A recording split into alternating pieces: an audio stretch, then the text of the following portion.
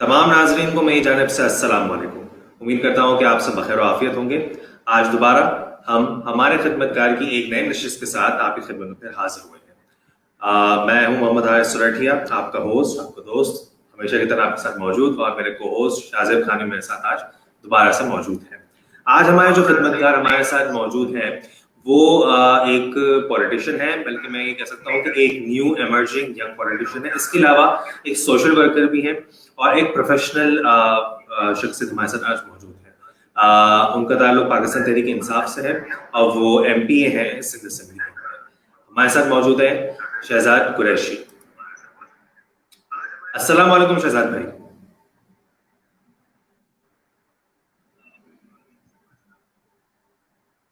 अस्सलाम वालेकुम शहजाद भाई।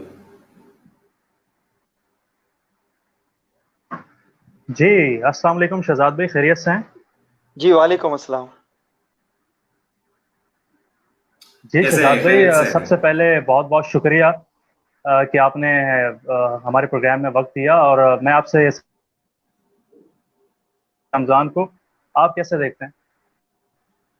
जी माशाल्लाह, रमज़ान वैसे ही बाबरकत महीना है, लेकिन आपको पता है वो कोरोना वगैरह की वजह से इसकी इस वक्त अहमियत में ज़्यादा इजाफा हो गया है। जो दीन हमारा सिखाता है कि हमें इस्लाम में रवादारी, मफामत, क्या कहना चाहिए, चैरिटी वर्क ज़्यादा से ज़्यादा करना चाहिए। तो अनफॉर्चुनेटली कोरोना आया हुआ है, तो उसमें हम ज़्यादा इन्वॉल्व हो गए। जी बिल्कुल, दुरुस्त कह रहे हैं। और चूंकि ये हम सबके लिए एक आजमाइश का लम्हा भी है, और मैं जिस तरह से देख रहा हूँ, आप माशाल्लाह गाए बगाए समाजी कामों में भी और फलाई कामों में भी मसरूफ़ अमल हैं। साथ ही मैं आपसे ये जानना चाहूँगा कि एक आपका माशाल्लाह एक मीडिया का सफ़र रहा, जहाँ तक मेरी इतलात है। चूंकि मेरा ताल्लुक भी मीडिया से रहा और बतौर एंकर, न्यूज़ एंकर, मैंने डिफरेंट टेलीविजन पे काम किया। तो मैं आपसे ये जानना चाहूँगा, फिर उसके बाद आप सियासत में आए, तो इस मीडिया के सफ़र को और सियासत के आगाज़ को आप किस तरह से डिफ्रेंशिएट करना चाहेंगे?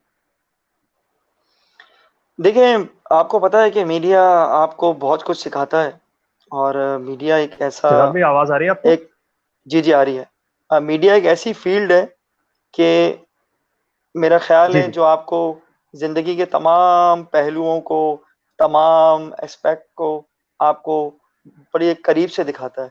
और जब मैं मीडिया में आया था तो 2003 की बात है। हमने कोशिश की कि हम मीडिया में अपना करियर का स्टार्ट करें, और उस वक़्त परवेज़ मुशर्रफ साहब का दौर था, मीडिया में बूम आ रहा था। तो हमने भी आके फिर मीडिया को जॉइन किया। तो हम इस नतीजे में पहुँचे हैं कि मीडिया की जो भी एक्सपीरियंस मैंने गेन किया है, वो मुझे सियासत में अब बहुत काम आ रहा है। और जब ज़ाहिर-सी बात है, लोगों से मिलना, सोशलाइज़िंग करना, लोगों के साथ नेटवर्किंग करना, लोगों के इश्यूज़ उस वक़्त के हमारे रेडियो स्टेशन पे आते थे, और टीवी पे हम देखते थे, टीवी पे हो रहा होता था। तो एक ज़्यादा एहसास पैदा हुआ कि हम इस माशरे के अंदर कुछ ऐसा करें कि हमारा कंट्रीब्यूशन भी हो। हम सिर्फ़ बातें ना करें ड्राइंग रूम में बैठ के, या गॉसिपिंग ना करें। बिल्कुल दुरुस्त कह जी रहे हैं। और साथ ही बिल्कुल, साथ ये शहजाद दुरुस्त भाई, मैं आपने चाहूँगा कि हारिस भाई भी कुछ सवालात करें।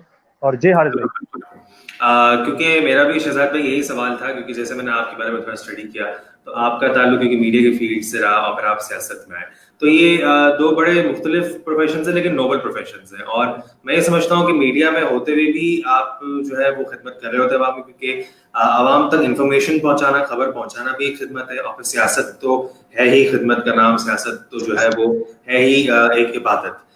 तो मैं थोड़ा सा आपसे मजीद इस सिलसिले में ये बात जानना चाहूंगा कि सियासत में वो कौन सा एक डिफाइनिंग मोमेंट था कि जब आपने फैसला किया कि जी मेरे लिए, ये आप फॉर एग्जाम्पल जैसे आपके लिए ये एक गोल्डन अपॉर्चुनिटी है, या ये सही वक्त है कि आप सियासत में शामिल हों और फिर पाकिस्तान तहरीक इंसाफ की पार्टी का इंतखाब करना।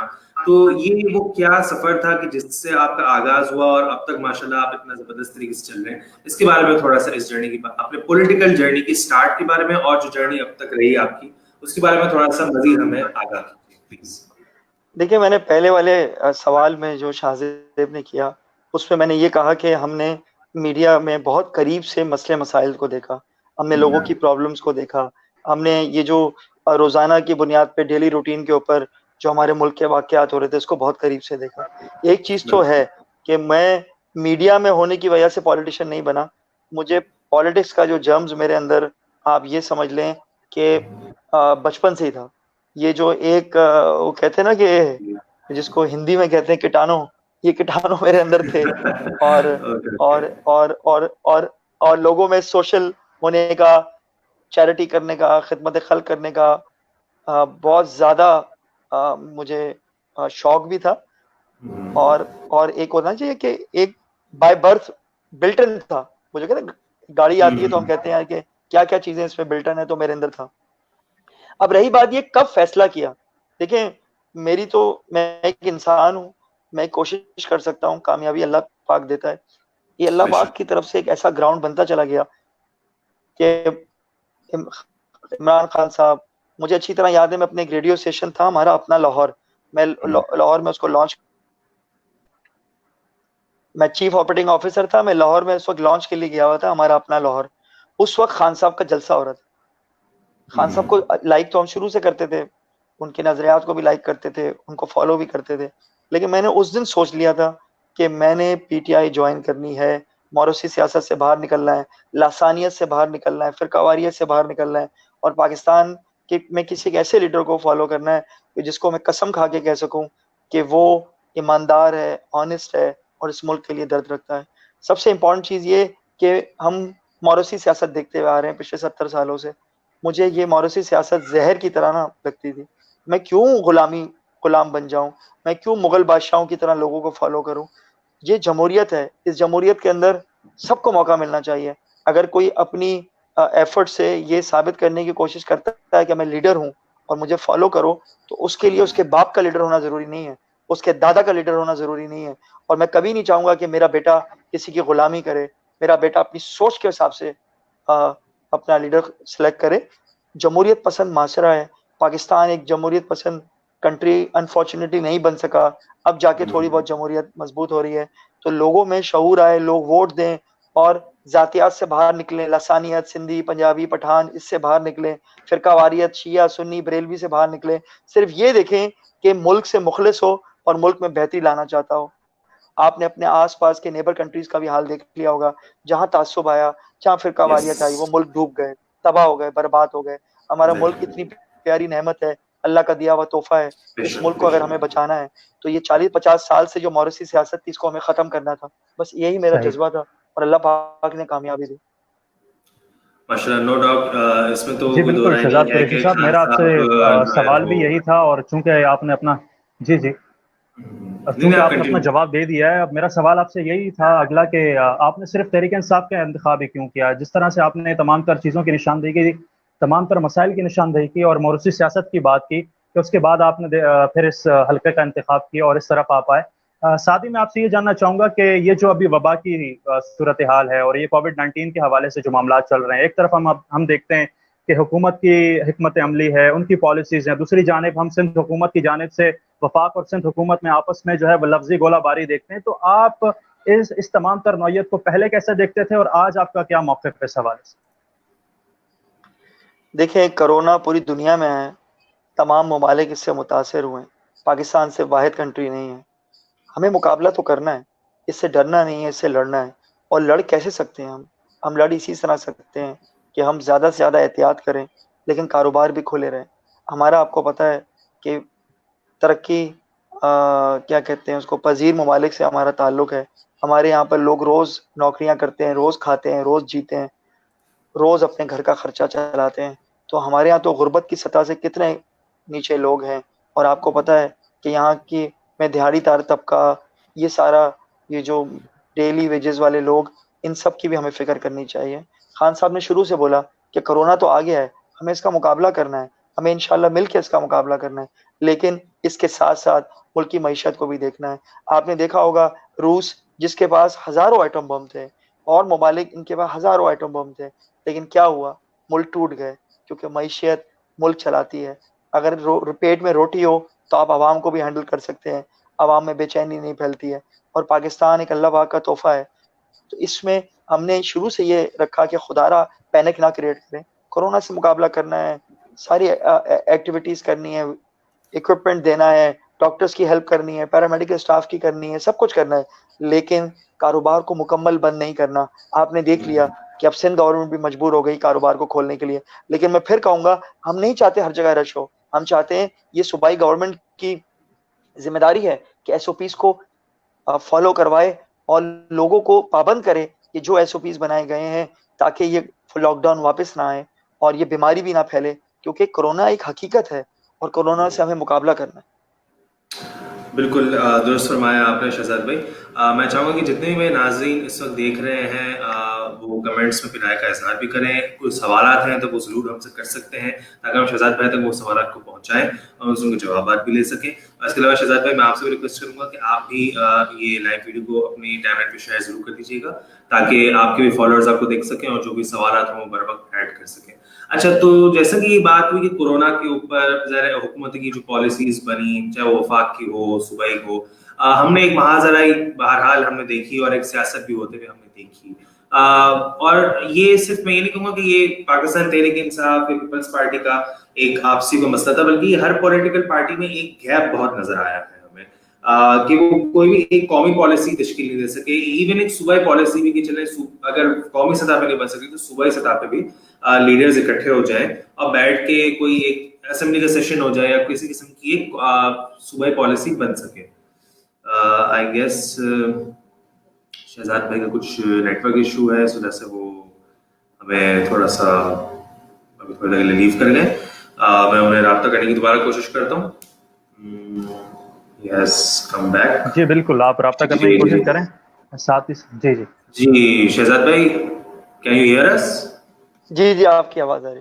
ठीक है ठीक है ठीक है। तो मेरा फिर यही एक सवाल आपकी तरफ ये था कि क्यों पॉलिटिकल पार्टीज के दरमियान जो है वो एक हमें गैप नजर आया इस सारे सिचुएशन में, और क्यों मिल बैठकर कोई एक पॉलिसी तश्कील नहीं दे सकी? क्यों जो है वो पीटीआई की तरफ से भी हमने देखा कि थोड़ा सा रिलेक्टेंसी हुई, तो पीपल्स पार्टी की तरफ से, मतलब दोनों जानिब से थी।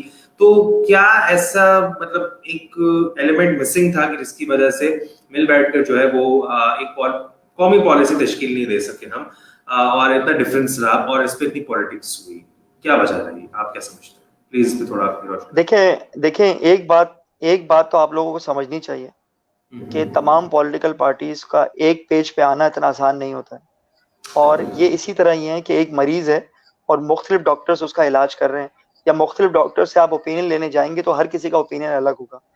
सिंध गवर्नमेंट की शुरू में हमने बिल्कुल तायद की, हमें उनकी नीयत पे हमने कहा हम शक नहीं करते, हम आपको भरपूर मौका देते हैं। लेकिन अगर कोरोना से बचने का यही तरीका है कि सुबह शाम एडवाइजर प्रेस कॉन्फ्रेंसेस कर रहे हो, सुबह शाम प्राइम मिनिस्टर के बारे में बात की जा रही हो, गवर्नमेंट को बुरा भला बोला जा रहा हो और सिर्फ बातें हो रही हो, मैं इनसे से भी एक सवाल ये करता हूँ। आज भी मैं अभी जो आपकी कॉल नहीं उठा रहा था तो मैं टीवी टॉक शो में था। मेरा एक सिंपल सा सवाल है, आपने काम किया क्या है? आपने राशन बांटा, आपने एहसास प्रोग्राम के तहत पैसे दिए, आपने एनडीएमए के थ्रू सारा इक्विपमेंट प्रोवाइड किया, आपने ताजिर बिरादरी को, जितने हमारे बिजनेसमैन हैं उनको रिफंड्स जारी किए, आपने लोन्स और मार्कअप को आपने कम कर दिया, आपने अभी इसकी एहसास प्रोग्राम की वेबसाइट के थ्रू आपने राशन बांटा, आपने किया क्या है? आप एसओपीज पहले गवर्नमेंट ने बना दिए, गवर्नमेंट पाकिस्तान ने बना दिए, आपने किया क्या है प्रेस कॉन्फ्रेंसेस के अलावा? और आपने प्राइवेट हॉस्पिटल्स को, एनजीओज को, आपने अभी आप जितने हॉस्पिटल्स हैं जो परफॉर्म कर रहे हैं वो एनजीओज हैं, और उन एनजीओज को आपने अरबों रुपए दे दिए, अरबों रुपए का आपने राशन बांट लिया। आप कहते हैं हम एक हाथ से देते हैं दूसरे हाथ को पता नहीं लगता, मैं तो कहता हूँ उस हाथ को भी पता नहीं लगा जिस हाथ से आपने बांटा है। तो ये सारी चीजें बड़ी इंपॉर्टेंट है। देखें, अब लोगों में शऊर आ चुका है, लोग इस चीज को समझते हैं, लोग पढ़े लिखे हैं, लोग सवाल करते हैं। अगर पॉइंट स्कोरिंग करनी है वो 100 प्रेस कॉन्फ्रेंसेस कर सकते हैं, 100 हम कर सकते हैं, हम उन पे लान तान करें, वो हमारे पे लान तान करें। हम ये कह रहे हैं आपने किया क्या है? आपको एक ऐसी एक्टिविटी बता दें, आपने सोची समझी स्कीम के तहत कराची के कारोबार को तबाह कर दिया। कराची क्या है? कराची सिंध का कैपिटल है, कराची पाकिस्तान का सबसे बड़ा शहर है, इस पूरी मईशत को चलाता है, ठीक है। आपने ताजर बरादरी को इस हद तक मजबूर कर दिया कि वो सड़कों पे एहतजाज के लिए आ गई। क्यों आपने ऐसा किया? आप पहले भी एसओपीज बना लें। और अभी भी मैं आपको बता दूं, अभी भी इन्होंने लॉकडाउन खोला है, ये ब्लेम डाल रहे हैं फेडरल गवर्नमेंट के ऊपर, क्या देखो लोग बाहर निकल रहे हैं। अरे तो भाई आप सूबाई गवर्नमेंट है, 18 तरमीम के बाद लॉ एंड ऑर्डर आपके पास है, सेहत आपके पास है, आप एजुकेशन आपके पास है तो आप हैंडल करें ना, हमने तो आपको मना नहीं किया, आप एसओपीज को फॉलो करवाएं। गवर्नमेंट का काम होता है अपनी रिट कायम करना, गवर्नमेंट थोड़ी देखती है कि वो देखो ये हो रहा है मैं क्या करूं, तुमने कहा था ना खोल दो। अरे हमने आपसे कहा था एसओपीज के लिहाज से खोलें, जहां खुदा ना खास्ता केसेस ज्यादा होते हैं वहां स्मार्ट लॉकडाउन करें, वहां पर आ, आ, उन जगहों का लॉकडाउन करो जहां से केसेस आ रहे हैं, ना कि आप पूरा शहर बंद कर दो। बिल्कुल बिल्कुल। ये तो कुछ ऐसे पॉइंट्स हैं शहजाद भाई कि जिसके ऊपर हमें तवज्जो देनी चाहिए थी, खास तौर पे क्योंकि जी, देखिए मैं बात ये हारिस कि भाई मैं एक सवाल पूछना चाहूँगा शहजाद कुरैशी साहब से। जी, जी। Sure please. जी जी, पूछिए पूछिए प्लीज। Yes sure. जी, शहज़ाद भाई जिस तरह से आपने मुख्तलिफ़ मसाइल की निशानदेही की और आपने कहा कि आपने मुख्तलिफ़ मसाइल की निशानदेही की और फिर आपने बारहा ये भी कहा कि हमारी जानिब से ये मौक़िफ़ इख्तियार किया गया, वहाँ से कोई भी तरतीब में चीज़ नज़र नहीं आई, कोई भी मामला जो है वो सुलझता हुआ नज़र नहीं आया। तो मैं आपसे ये जानना चाहूँगा कि देखें अब जो है वो पाकिस्तान तहरीक-ए-इंसाफ़ इक़्तिदार में है और इक़्तिदार की सियासत में और हुकूमत वक़्त उनके पास है, हुकूमत वो साहिब मसनद हैं वो। तो क्या आप नहीं समझते कि मुख्तलिफ हल्का अहबाब को आप ऑन बोर्ड लेकर इन तमाम तर मसाइल की निशानदेही करने के बजाय इन तमाम तर मसाइल को हल करने की कोशिश करें? जैसे कि आपने बिल्कुल खूब फरमाया कि सिंध गवर्नमेंट की जानिब से जो इकदाम किए गए, फिर उसके बाद आपको जो मौक़िफ़ आया, लेकिन मैं ये चाहता हूँ कि जिस तरह से हम क्रिकेट के मैदान में हम एक कौम होने का सबूत देते हैं, तो क्या इस मुश्किल मरहले में क्या ये नहीं मुमकिन था कि खान साहब एक बड़ेपन का सबूत देते, कि वो इस पर जो है वो बात करते या फिर आपकी जानिब से कोई इक़दामात उठाए जाते, तो मुख्तलिफ मसाइल की निशानदेही पर सुलझने का जो काम है वो कब अंजाम को पहुँचेगा? वो मैं पूछना चाह रहा हूँ आपसे। देखें, सबसे पहली बात तो ये कि 18वीं तरमीम के बाद तमाम सूबे खुद मुख्तार हैं, तमाम सूबों के पास एक एक खुद मुख्तारी है, इनको एक तरमीम के ज़रिए उनको अथॉरिटी दी गई है। सीएम साहब हमारे साथ बैठने को तैयार ही नहीं थे, हमने तो उनको बहुत ज़्यादा मुख्तलिफ जगहों पे ऑफ़र किया। वो चाहते थे इनको कैश दिया जाए, हम उनको कैश दे नहीं सकते थे, क्योंकि कैश हम कैसे दें? इनकी लास्ट 12 साल की आप वो देख लें, आप इनकी ऑडिटर जनरल की रिपोर्ट देख लें, 950, अल्लाह कमी पेशी माफ़ फरमाए, 950 अरब से ज़्यादा की बेकायदगी है, करप्शन है। इसके अलावा हम इनसे कह रहे थे आओ मिलकर मुकाबला करते हैं, इनको अपनी सियासत चमकानी थी। तो प्रॉब्लम यही है कि इनके पास तो सारी अथॉरिटी है, अस्पतालों का हाल देख लें आप, कोई एक गवर्नमेंट हॉस्पिटल ऐसा है कि जहां पर क्वारंटीन की सही फैसिलिटीज हो या इलाज सही तरह हो रहा हो। अगर हमने इंडस से ही करवाना है इलाज, एसआईयूटी से करवाना है या एनजीओ से करवाना है, तो भाई तो फिर हमें हॉस्पिटल में जो अरबों रुपए की तनख्वाहें जा रही हैं और जो फंडिंग हो रही है इसको करने की जरूरत क्या है? हम इन्हीं एनजीओ को खड़ा कर लें, सारी एनजीओ से हम काम लें। तो प्रॉब्लम ये है, देखें हमें हकाइक पे बात करनी चाहिए। इनको प्राइम मिनिस्टर की क्या साथ बैठना था, या प्राइम मिनिस्टर इनके साथ कोई प्रेस कॉन्फ्रेंस करते? प्राइम मिनिस्टर ने यहां तक बोला कि सूबों की मर्जी।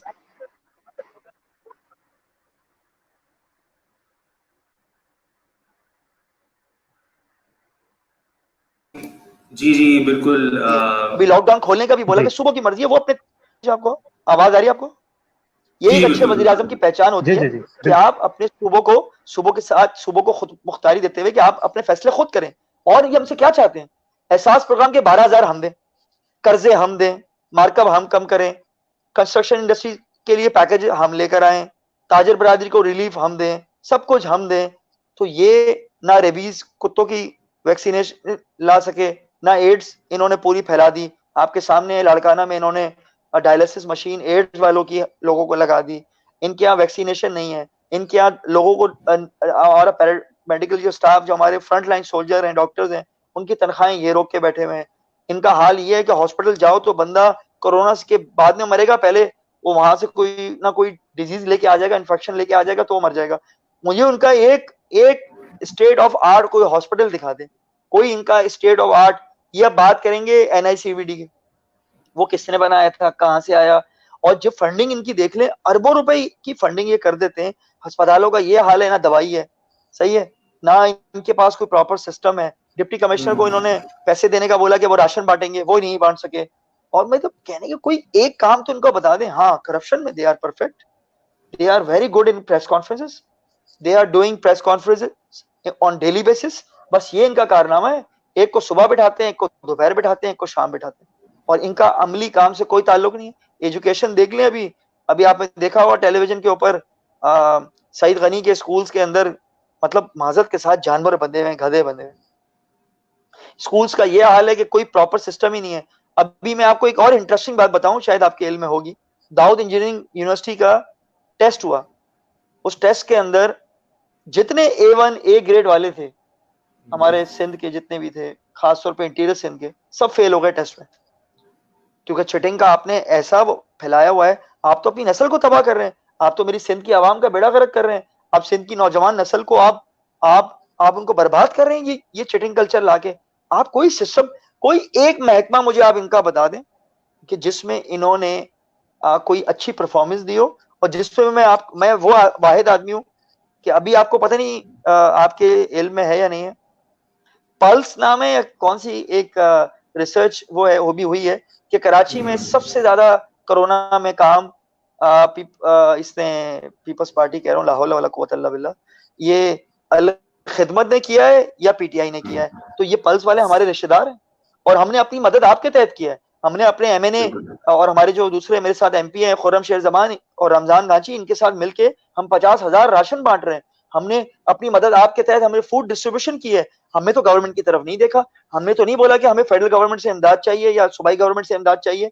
ये 50,000 राशन हमारा तो नजर आ रहा है हर जगह पे, टेलीविजन भी इसको कवर कर रहा है और इसको सोशल मीडिया पे कवर हो रहा है। इनका अरबों रुपए का राशन नजर नहीं आ रहा। तो कोई पूछने वाला है इनसे कि यार अब तो बस कर दो, बस कर दो, बस कर दो, खुदा के वास्ते करप्शन बस कर दो। सिंध का बेड़ा गर्क करके सिंध के साथ जो जुल्म किया हुआ है सिंध की आवाम को, कि क्या समझा हुआ है। अब इंशाल्लाह जो सिंध की आवाम है वो समझ चुकी है। ये जब इन पे एक धुन पे पाँव हम रखते हैं, या कोई भी धुन पे पाँव रखता है, ये सिंधी काट के हिलना शुरू कर देते हैं। लेकिन ये मैं बताना चाहता हूँ, हमारे सिंधी भाई माशाल्लाह बाशऊर हैं, हमारे सिंधी भाई बहुत प्यार करने वाले हैं इस मुल्क से, इस सिंध धरती से प्यार करने वाले हैं। अब इनके ये चूरन अब पुराना हो चुका है, ये चूरन अब नहीं बिकेगा। नहीं, बिल्कुल, मैं इन तमाम बातों को जो भी आपने एड्रेस की, इनको हम समझते भी हैं, और हमारे देखने वाले जो नाज़रीन हैं वो भी समझते हैं, वो भी हक़ाइक़ से बखूबी वाकिफ़ है और आगाह है। और बहुत सी बातें हैं कि जो तल्ख़ हैं, जो कि आपने भी बयान की, लेकिन ये है कि वक्त के साथ साथ मैं समझता हूँ कि इंशाअल्लाह अवाम भी बाशऊर, क्योंकि हमारी है, मज़ीद शऊर होने आ रहा है, तो वो भी चीज़ों को समझेंगे, हक़ाइक़ को बेहतर जानेंगे, बेहतर फैसले आगे कर सकेंगे। अब क्योंकि बहुत ही पॉलिटिकल डिस्कशन हो चुकी है, तो मैं थोड़ा-सा आपके सोशल वर्क की तरफ आना चाहूँगा। क्योंकि शहजाद भाई, आपके साथ गाए बगाए एक सिलसिला रहता है, राब्ता आपके साथ हमेशा रहा है पहले से भी। तो कोविड-19 में तो आपको बहुत ज़्यादा एक्टिविटीज़ करते हुए आपने देखा है, और जिस तरीके से आपने बताया 50,000 राशन आपने डिस्ट्रीब्यूट किए, ठीक है? इससे पहले भी हमने आपके मुख्तलिफ इनिशिएटिव्स देखे। आप और आफ्ताब सिद्दीकी जो एमएनए है, उन्होंने भी बहुत से इनिशिएटिव्स लिए, ड्रग्स से नो टू ड्रग्स इनिशिएटिव लिया, और बहुत से दीगर इनिशिएटिव्स आप लोग ले रहे हैं माशाल्लाह अपने एंड पे। तो अब ये मुझे थोड़ा-सा इस पे मज़ीद आप हमें बताएं कि आगे मज़ीद क्या आपके प्लान्स हैं कराची को लेकर या सिंध को लेकर, क्योंकि ज़रा आपका डोमेन सिंध है, तो मैं सिंध के हवाले से ही बात करूँगा, क्योंकि आप सिंध असेंबली का हिस्सा भी हैं। तो क्या सिंध असेंबली के अंदर अब तक पीटीआई का रोल रहा है? आपका क्या बज़ाते खुद रोल रहा है? इसके अलावा कोविड-19 में जो एक्टिविटीज़ हुई, तो मज़ीद आप क्या आगे प्लान्स रखते हैं करने के लिए? और जब इंशाल्लाह ये लॉकडाउन और ये क्वारंटीन का सिलसिला खत्म हो जाएगा और कोविड-19 से इंशाल्लाह हम जंग जीत जाएंगे और इससे छुटकारा हासिल कर लेंगे अल्लाह के हुक्म से, फजल करम से। इंशाल्लाह तो आगे क्या चीजें हैं? तो आगे क्या आप लोग के प्लान्स हैं, उस पर थोड़ा हमें आगाह कीजिए प्लीज। देखें, जैसे ही कोरोना आया तो हमारे डेवलपमेंट फंड्स जो हमें फेडरल गवर्नमेंट से आए थे वो भी शुरू हो गए। हम अपने हल्के में अल्हम्दुलिल्लाह सेवरेज का सिस्टम, पानी की लाइनें, गलियां पक्की करा रहे हैं। जितना फंड आया अल्हम्दुलिल्लाह उस पर हमारा काम चल रहा है। इसके अलावा इमरान खान साहब ने स्पेशली कराची के जो एमएनएज हैं और एमपीएज हैं, उनके हलकों के अंदर बहुत तरक्याती काम, डेवलपमेंट वर्क शुरू हो चुका है और वो बड़े पैमाने पर अल्हम्दुलिल्लाह चल रहा है। इसके अलावा हमारी पूरी कोशिश ये है कि अपने हलके के अंदर लोगों के अंदर सेहत के, एजुकेशन के जो मसले मसाइल हैं उनको उजागर करते रहें। और हमारा देखिए मेन काम तो ये, we are in opposition. Sindh के अंदर हम अपोजिशन है, तो हम हाईलाइट करें उनकी खामियां, उनकी बुराइयां। अभी बजट आ रहा है, इस बजट के अंदर अब इस साल की करप्शन हम उनकी बेनकाब करेंगे इंशाल्लाह। अब बजट सेशन आएगा, उस पर स्पीचेस होंगी, उस पर हम अपनी तजावीज़ देंगे। उन्होंने माननी तो है नहीं। आप हैरान होंगे कि सिंध गवर्नमेंट जो अपोजिशन के एमपीएज हैं उनको कोई फंड नहीं दे रही, और ना उनको कोई हेल्प करती है, ना कुछ करती है, उल्टा उनके लिए रोड़े अटकाए जाते हैं। हम इंशाल्लाह हमारी पूरी कोशिश ये है कि हम सिंध के अंदर, स्पेशली इंटीरियर सिंध के अंदर, हम ये शऊर पैदा कर सकें आवाम में कि खुदारा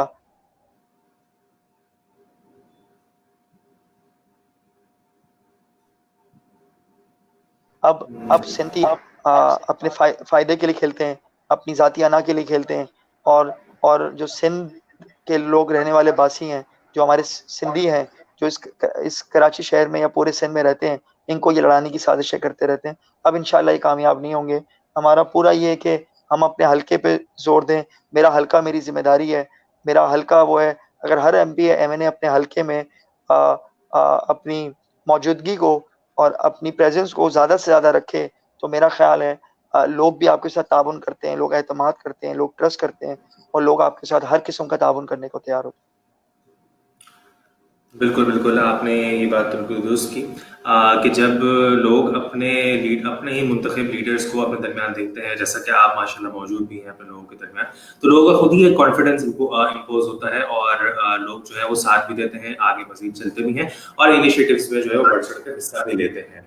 मैं चाहूंगा शाहज़ेब भाई आपकी तरफ बढ़ना, और बल्कि इससे पहले अगर मैं आपकी तरफ बढ़ूं, मैं कुछ कमेंट्स ऐड करना चाहूंगा क्योंकि मेरे पास बहुत अच्छे कमेंट्स इस वक्त आ रहे हैं और कुछ सवाल भी हैं जो मैं शहजाद भाई के सामने पुट फॉरवर्ड करना चाहूंगा। हमें ज्वाइन करते हैं अब्दुल राफिज सरफराज, वो कहते हैं well done brothers, thank you very much. Hammad Ahmed है, वो हमें ज्वाइन करते हैं और वो कहते हैं great, thank you very much Hammad for joining us. अच्छा जी, इसके अलावा हमें ज्वाइन करते हैं फरहान लखानी साहब। ये बेसिकली लाइक इनका रिलेशन मुझसे मेरे मामू का है, ठीक है, ये मेरे मामू भी हैं, तो थैंक यू वेरी मच मामू फॉर ज्वाइनिंग। वो कुछ सवाल क्योंकि उनका ताल्लुक टीचिंग के प्रोफेशन से है, तो उन्होंने कुछ वैलिड पॉइंट्स रेज किए हैं कि क्या, क्योंकि पॉलिटिक्स तो एक तरफ है, ठीक है, पॉलिटिकल लीडर्स के डिफरेंसेस अपनी एक तरफ है और उनकी ज़रा जो भी पॉइंट्स हैं हर पॉलिटिकल पार्टी के, वो अपनी जगह पे वैलिड हो सकते हैं, नहीं हो सकते, लेकिन उसमें आवाम में जो डिवीजन पैदा होता है, तो क्या आवाम लीडर्स तो चले ठीक है पॉलिटिकली जो है वो डिफरेंसेस रखते हैं, लेकिन क्या इसमें आवाम को रखना चाहिए, क्या आवाम को नहीं एक मिसाली रोल अदा करना चाहिए इस सिलसिले में? ये एक वो सवाल आपकी तरफ पॉइंट रेज करते हैं, और दूसरा वो क्योंकि टीचिंग प्रोफेशन से ताल्लुक रखते हैं, तो वो इस बात का आपसे मुतालबा कर रहे हैं कि काफी सारे स्कूल्स के 6 से 8 महीने बाद खुलेंगे, तो पेरेंट्स अगर फीस नहीं देंगे तो स्कूल स्टाफ कहाँ जाएगा? तो काइंडली टीचर्स की वॉइस को भी रेज करने की कोशिश करें या इस सिलसिले में भी कोई एक्टिविज्म करें। तो मैं ये भी आपसे जानना चाहूंगा शहजाद भाई कि ये जो दो सवालात आए हैं हमारे एक वीडियो की तरफ से, कि क्या आवाम को पॉलिटिकल डिफरेंसेस से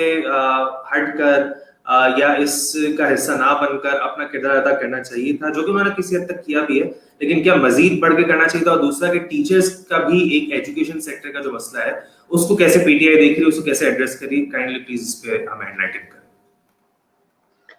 देखिए, टीचर्स के जो भी मसले मसाइल है, मुझे नहीं पता उन्होंने किस मसले की तरफ तवज्जो दिया है, दिलाने की कोशिश की है, लेकिन टीचर्स हमारे मुल्क का बहुत ज्यादा एक इम्पोर्टेंट तबका है। नहीं, बेसिकली एक बड़ा उनका जो वो एक निशानदेही थी वो यही थी कि स्कूल्स जो बंद कर दिए गए हैं, फिर कुछ स्कूल्स हैं जो फीसेस, मतलब ज़ाहिर क्योंकि स्कूल्स के अपने ऑपरेशनल एक्सपेंडिचर्स हैं, उसके लिए वो फीसेस कलेक्ट कर रहे हैं, लेकिन पेरेंट्स रिलक्टेंसी दिखा रहे हैं, तो गवर्नमेंट की तरफ से भी कुछ ऐसी पॉलिसीज, वही वाली बात कि सिंध गवर्नमेंट की तरफ से कुछ ऐसी पॉलिसीज हैं कि जो क्लियर नहीं है और स्कूल्स के बंद किए हुए, तो उसमें जो स्कूल स्टाफ के लाइक पेस का या सैलरीज का जो मसला खड़ा हो रहा है और जो उनकी एक सिक्योरिटी है, तो उसके ऊपर आप पीटीआई की क्या पॉलिसी है, पीटीआई क्या किरदार अदा कर सकती है, वो देखिए हमारी पॉलिसी यही है कि 20% डिडक्ट होगी फीस, लोग फीस कम देंगे, लेकिन ओवरऑल उनके एक्सपेंडिचर कम हुए, उनको जो हमारा टीचर स्टाफ है, जो हमारे टीचर्स हैं, जो हमारे मुल्क का कहना चाहिए मुस्तकबिल के मेहमारों को पढ़ाते हैं, जो इस मुल्क का डायरेक्शन देते हैं, सब कुछ देते हैं, तो मेरा ये है कि उन सबकी फीसेस देनी चाहिए। इस पर हम जहाँ बोलेंगे हम आवाज़ उठाएंगे।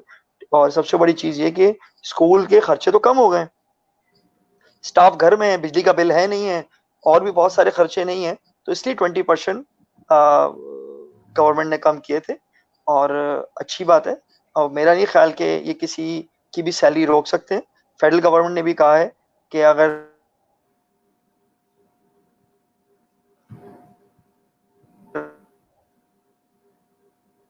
सस्ते लोन्स ले लें, हमें ये 3-4 महीने का वक्त गुजर के पैसे नहीं रोकेंगे, तो इसमें तो मैं ये बोल दूंगा। अच्छा, दूसरा रही बात आवाम की, तो मैं आपको सिर्फ ये बताना चाहता हूँ, जमहूरियत का हुस्न ही यही है कि आप डिफरेंस ऑफ ओपिनियन होता है ना, आपका अपना ओपिनियन है, मेरा अपना है, आपका अपना नजरिया है, मेरा अपना है, आपको जहां से कुछ चीज 9 नजर आ रही है, मुझे वहां से 6 नजर आ रही है, लेकिन इखलाक का दायरा नहीं छोड़ना चाहिए। आपको आपको आपको बैठ के उस पर मुस्बत गुफ्तगू करनी चाहिए और कोई ऐसे सोल्यूशन निकालने चाहिए कि कोई मसला हल हो। बहस बराए बहस करनी है, तनकीद करनी है, पॉइंट स्कोरिंग करनी है। मैं जब भी टीवी पे बैठता हूँ, कोई चीज अगर मुझे पीपल्स पार्टी की अच्छी लग जाए, क्योंकि लगना बड़ा मुश्किल होता है, कोई नजर नहीं आता, लेकिन लग जाए, मैं बरला कहता हूँ कि हाँ ये अच्छा हुआ है, इस पर मैं इनको सपोर्ट करता हूँ। क्योंकि देखिए हम लोग पढ़े लिखा तबका है, हम लोग पढ़े लिखे लोग हैं, हम इस माशरे का हिस्सा है, हम ब्लाइंड सपोर्ट नहीं कर सकते। जहां फेडरल की गवर्नमेंट की कोई कोताही नजर आती है, गलती अगर कोई खामी नजर आ जाती है, मैं उसको भी डिस्कस करता हूँ, मुझे कोई शर्म नहीं आती है। क्योंकि देखिए हम पढ़े लिखे लोग हैं, हमें इस माशरे में बेहतरी लानी है, हमारे अपने बच्चों का मुस्तकबिल है, इस मुल्क के अंदर बेहतरी लानी है, उसके लिए हमें बड़ी ईमानदारी के साथ अपना काम करना पड़ेगा, वरना तो फिर ये मुल्क वही चलता रहेगा। वो कहेगा तुम चोर हो, मैं कहूंगा तुम चोर हो, फिर चोर चोर चोर चोर करके वक्त गुजर जाएगा इसी तरह ही, और मुल्क में कोई मुस्बत तब्दीली नहीं आएगी। ये ब्लेम गेम चलता जी रहेगा। मैं बिल्कुल शायद सही। की तरफ बढ़ना चाहूंगा, आप कोई सवाल पुट फॉरवर्ड करें और ताकि ये जी सिलसिला जी आगे बढ़ शहजाद सके। भाई, और मैं आपसे ये जानना चाहूँगा, जिस तरह से आप मुख्तलिफ अमूर पर बात कर रहे हैं, और मैं आपसे ये जानना चाहूँगा, चूंकि ग्राउंड रियलिटीज़ को वो लोग ज़्यादा समझते हैं जो ग्राउंड पर रहते हैं, और जिस तरह से आपने कहा और बहुत खूब कहा कि तमाम हलकों में तमाम एमपी और एमएनए जितने भी हैं इलेक्ट हुए हैं, उनको चाहिए कि वो जाकर जो है वो अपनी आवाम के साथ इंगेज रहे, ताकि उनमें एक पुरउम्मीदी की फ़िज़ा पैदा हो सके। मैं आपसे ये जानना चाहूँगा, शहर कराची की नुमाइंदगी की बात करते हैं कि शहर कराची को शहर कराची हमेशा से एक उनकी जानिब से एक आवाज़ें हमें सुनने को मिलती हैं, वफाकी नुमाइंदों की जानिब भी उनका इशारा होता है, सिंध हुकूमत की जानिब भी वो तनकीद करते हैं, चूंकि शुरू से ऑनरशिप आपको पता है कि एमक्यूएम के पास रही, अब पीटीआई के पास काफ़ी सीटें हैं, काफ़ी नशिस्तें हैं, और अब चूंकि सदर मुमलिकत भी शहर कराची से ताल्लुक़ रखते हैं, तो अब आपके पास क्या प्लान है शहर कराची के लिए? आगे के प्लान्स क्या हैं, और अभी क्या तमाम तर चीज़ें हो रही हैं? मैं चाहूँगा ज़रा उस पर रोशनी डालें। देखिए मैंने आपसे भी जिक्र किया था, बहुत प्लान है, अल्हम्दुलिल्लाह काम उस पर हो भी रहा है। अभी तकरीबन 15 करोड़ रुपए हर हल्के को दिए गए, एमएनए के हल्के को दिए गए हैं। तो आप इससे अंदाजा लगा लें कि शहर में कितना पैसा आया, अल्हम्दुलिल्लाह काम हो रहा है, और अगर ये ईमानदारी के साथ खर्च हो तो मुल्क में बहुत बेहतरी आ सकती है। दूसरा सबसे बड़ी चीज़ ये कि अभी नेक्स्ट 1920 के भी फंड्स आ जाएंगे, उससे भी काम हो रहा है। इसके अलावा मेगा प्रोजेक्ट्स पे काम हो रहा है। आपके सामने अभी सखी हसन 5 स्टार चौरंगी के ऊपर ब्रिजेस का भी इफ्तिताह हुआ था, अभी ग्रीन लाइन पे इंशाल्लाह काम जारी है, अल्लाह करेगा वो भी इंशाल्लाह हो जाएगी। K4 का मंसूबे पे हम जोर डाल रहे हैं कि K4 का सिंध गवर्नमेंट से निकाल लें, इसको हम खुद अपनी मर्जी के साथ करें, क्योंकि अगर सिंध गवर्नमेंट के आसरे पर है तो कुछ नहीं होगा। इसके अलावा हमारी पूरी कोशिश ये है कि सिंध गवर्नमेंट को मजबूर करें कि वो ज्यादा से ज्यादा काम करे, और सिंध गवर्नमेंट की जो करप्शन को हम हाईलाइट करें। देखिए कराची बहुत बड़ा शहर है, कराची पाकिस्तान का दिल है, कराची पाकिस्तान की मईशत चलाता है, मैं बार बार बोल रहा हूँ। कराची अगर डैमेज हुआ, खुदा ना खास्ता, पूरा सिंध होगा, पूरा पाकिस्तान होगा। कराची को हमें ऊपर उठाना होगा। ये जो अरबों खरबों रुपए के ये लोग प्रोजेक्ट लेके आते हैं, ये हमें रोड पे तो नजर ही नहीं आते, ये हमें ऑन ग्राउंड नजर नहीं आते। तो आप इंशाल्लाह देखिएगा कि जून तक कराची में हर हल्के में काम हो रहा है, और आप देखिएगा इंशाल्लाह कितनी बेहतरी आती है। जब वफाक वहां से बैठ के अपने एमएनएज एमपीएस के थ्रू वहां काम करवा सकते हैं या काम करवा रहे हैं, तो ये फेडरल गवर्नमेंट यहाँ इतना कुछ कर सकती है, तो सिंध गवर्नमेंट क्यों नहीं कर रही? सिंध गवर्नमेंट बहुत कुछ कर सकती जी बिल्कुल शहजाद कुरैशी साहब, आप बिल्कुल खूब कह रहे हैं। है, करती नहीं मैं है। आपसे ये इनको जानना जी जी कराची से कोई बिल्कुल। ताल्लुक ही नहीं है। ख़ता कलामी की माफ़ी शहजाद साहब, मैं आपसे ये जानना चाहूँगा, जिस तरह से आपने मुख्तलिफ ग्रांट की बात की, फंड्स की बात की, जिस तरह से अभी आपने निशानदेही की, और जिस तरह से आपने एक अक्कासी की तमाम तर अमूर पर, और फिर बताया कि जिस तरह से फंड दिए गए हैं तमाम हल्कों के हवाले से, तो जिस तरह से हम दीगर अच्छा जमातों के हवाले से मेरा एक अकाउंटेबिलिटी पॉइंट है, के सॉरी हवाले से सॉरी आई एम सवालात कटिंग उठाते यू, हैं, तो उस हवाले से मैं सॉरी जानना आई चाहूँगा। एम कटिंग यू, सॉरी कता कलामी माफ, एक जी चीज मैं ऐड कर दूं इसमें। Sorry Shazib, sorry I am really sorry. जी जी जी जी जी जी जी शहजाद तरीकाकार भाई, ये है इजाज़त बिल्कुल थैंक। कि 18वीं तरमीम के बाद हम तो ये रोने रोते हैं कि सिंध में हक मारा जा रहा है। एनएफसी अवार्ड इनको भरपूर तरीके से मिल रहा है, पूरा मिल रहा है, फेडरल इनको नहीं रोक रही है।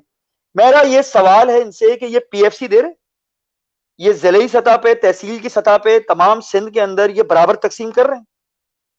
नहीं कर रहे। 18वीं तरमीम की बात करो तो ऐसा लगता है कि इनके दुम पे हमने पांव रख दिया है। इनसे कोई ये पूछे कि तुमने कराची को क्या दिया है, हैदराबाद को क्या दिया है, लाड़काना को क्या दिया है। तुम अरबों रुपए के प्रोजेक्ट का तुम ऐलानात करते हो और लाड़काना गटर का क्या बोलूं मैं, नहरें बह रही हैं वहां पर, बुरा हाल हो चुका है। बलक बलक के लोग रो रहे हैं, रेबीज की दवाइयां नहीं है, रेबीज की हाल बुरा है, कुत्ते के काटने से लोग मर रहे हैं। 93,000 के करीब कुत्ते के काटने से लोग अफेक्ट हो चुके हैं, इनको एहसास ही नहीं है। एड्स से लोग मर रहे हैं, हेपेटाइटिस से मर रहे हैं, एजुकेशन है नहीं है। तो आपने चीटिंग कल्चर इतना आम कर दिया है कि पूरे सिंध में आपने चीटिंग कल्चर को फैला दिया है। तो इनसे कोई ये बोले कि आपका हक बनता है आप एनएफसी मांगे, और हम देंगे इंशाल्लाह एनएफसी। हमें सूबों की इज्जत और रिस्पेक्ट करना आती है। मैं इनसे ये कहना चाहता हूं, आप आगे आप शहरों को क्या दे रहे हैं? आपने कराची को कुछ दिया, हैदराबाद को कुछ दिया, बाकी शहरों को कुछ दिया? ऑन पेपर दिया, पेपर में आपके प्रोजेक्ट जो प्रोजेक्ट हैं वो करोड़ों अरबों रुपए के हैं, ऑन ग्राउंड कुछ भी नहीं है। शाहजेब, ये बड़ा दिल दुखता है हमारा। बिल्कुल बिल्कुल शहजाद भाई, आप बिल्कुल दुरुस्त कह रहे हैं, आपकी बात से किसी हद तक इत्तेफाक करता हूं। लेकिन मैं आपसे ये जानना चाह रहा हूं कि चूंकि जिस तरह से खान साहब की लीडरशिप में बहुत सारे इदारे माशाल्लाह बहुत एक्टिवली काम कर रहे हैं और बहुत अच्छा किरदार अदा कर रहे हैं, जहां तक नैब की बात की जाए तो वहां पर भी हम देखते हैं कि बहुत सारी तहकीकात का अमल जारी है। मैं आपसे ये जानना चाहूंगा कि आपके अपने निज़ाम के अंदर, आपके अपने पार्टी के डिसिप्लिन के अंदर अकाउंटेबिलिटी का क्या प्रोसेस है? जिस तरह से आपने फंड्स की बात की कि 15 करोड़ के फंड्स के हवाले से आपने बात की, तो उसके बाद भी अगर अपोजिशन की जानिब से अगर ये सदा लगाई जाती है कि जनाब कोई काम होता हुआ नजर नहीं आ रहा, तो क्या आपकी जानिब से ये यकीन दहानी करवाई जाएगी, अकाउंटेबिलिटी का प्रोसेस होगा कि जो फंड्स दिए गए हैं वो सही जगह पर लगे? देखिए, सबसे पहले तो मैं आपको शाहजेब आपको एक चीज में थोड़ा सा क्लेरिफिकेशन दे दूं। ये जो फंड्स होते हैं, ये हाथों में नहीं दिए जाते एमपीएमएनए के। एमपीएमएनए आइडेंटिफाई करते हैं स्कीम्स, उनके पीसी1 बनते हैं, फिर वो एक प्रोसीजर होता है, अखबारात में इसकी बेड होती है, सब चीजें होती हैं। उसके बाद भी अकाउंटेबिलिटी होती है, ऑडिट होता है कि ये कहाँ खर्च हुए, क्या नहीं हुए। ऐसा नहीं है कि ये खुदा ना खासा शहजाद कुरैशी को दे दिए या एमएनए आफ्ताब हुसैन सिद्दीकी को या खुर्रम शेर जमान को दे दिए। तो ये प्रॉपर तरीके से इसकी पूरी की पूरी एक प्रोसीजर है। उस प्रोसीजर में जहां खामियां होंगी, जहां चाहे वो गवर्नमेंट की तरफ से हो या एमपीएमएनए की तरफ से हो या किसी की तरफ से भी हो, वो अकाउंटेबिलिटी उसकी होगी। और हमारे ये मेरे बाप का पैसा नहीं है, ये मेरा कुछ जाती नहीं है, और ना ही मैं इसका लेने का हकदार हूं। ये आवाम के टैक्स का पैसा है, ये आवाम के खून पसीने की कमाई है। ये वो आवाम का टैक्स का पैसा है और उसका अकाउंटेबिलिटी होनी चाहिए। और ये पता लगाना चाहिए कि अगर 15 करोड़ का काम हुआ है या नहीं हुआ है, 15 करोड़ का काम हुआ है या नहीं हुआ है, 5 करोड़ का हुआ है नहीं हुआ है, सब क्यों। जिस माशरे में अकाउंटेबिलिटी हो, आप यकीन करें शाहजेब, उस माशरे में कभी वो नहीं हो सकता। आप ये ऑडिटर जनरल की रिपोर्ट है, ये ऑडिटर जनरल की रिपोर्ट किसने बनाई है? आपके अपने सिंध के महकमे ने बनाई है, सिंध गवर्नमेंट ने बनाई है। तो इनसे कोई पूछे, अल्लाह के बंदो, तुम्हारी अपनी ही डिपार्टमेंट कह रहा है कि तुम लोगों ने करप्शन की है, तो इससे ज्यादा तो और शर्म की। मुर्तजा वहाब रोज टीवी पे आके बयान देना शुरू हो जाते हैं। इनसे पूछें कि आप एक गाड़ी आपने रखी हुई बुलेट प्रूफ, क्या आप एज ए एडवाइजर वो रख सकते हैं? आपने गवर्नमेंट से ली हुई है, वो आप रख सकते हैं? आपके जो प्रोटोकॉल हैं और जो इतने खर्चे शाहाना हो रहे हैं वुजरा पे और एडवाइजर्स पे, आप रख सकते हैं? देखिए, मैं तो ये कहूंगा, अगर फेडरल मिनिस्टर भी अगर अपने इख्तियारात से तजावुज करता है तो आवाम उससे भी सवाल करे। हम सबको खान साहब ने यही तो सिखाया है कि हम सवाल करें, हम गलत को गलत बोलें और सही को सही बोलें। बिल्कुल, नो डाउट, ये नज़रिया तो ज़रूर रहा है पीटीआई का और काफ़ी हद तक हमें नज़र भी आता है। लेकिन शहजाद भाई, मैं ये पॉइंट भी पुट फॉरवर्ड करना चाहूँगी कि काफ़ी सारे लोग जो हमें देख रहे हैं और जिनको पता था कि आज हमें ज्वाइन कर रहे हैं आप, तो उन्होंने एक पॉइंट ये भी रखा कि सेल्फ अकाउंटेबिलिटी का प्रोसेस नो डाउट हमें सिखाया है खान साहब ने, और खान साहब का अपना ये विजन रहा है। लेकिन फॉलोअर्स में हमें थोड़ा सा वो कम नजर आता है पीटीआई के, क्योंकि हमने ये देखा कि कभी भी अगर किसी भी ऐसे लूप होल या शॉर्ट कमिंग पर अगर हम कभी क्रिटिसाइज कर भी दें, तो जो पीटीआई सपोर्टर्स हैं वो सोशल मीडिया के ऊपर एक स्टॉर्म कर देते हैं, और ये हमें हर पॉलिटिकल पार्टी में एक नजर आता है कि वो ब्लाइंड फोल्डेडनेस का शिकार हो जाते हैं। तो पीटीआई, मुझे खास तौर पे ये लोगों ने सवाल पहुंचा है कि मैं आपसे जरूर करूं कि क्यों ऐसा है कि पीटीआई के फॉलोअर्स में भी ये रिलक्टेंसी आ गई है, ये क्या वजह है? ये थोड़ा सा इस पे जरा आप एड्रेस कीजिए कि वो एलिमेंट्स क्यों हैं। देखें फॉलोअर्स अगर अपनी हदूद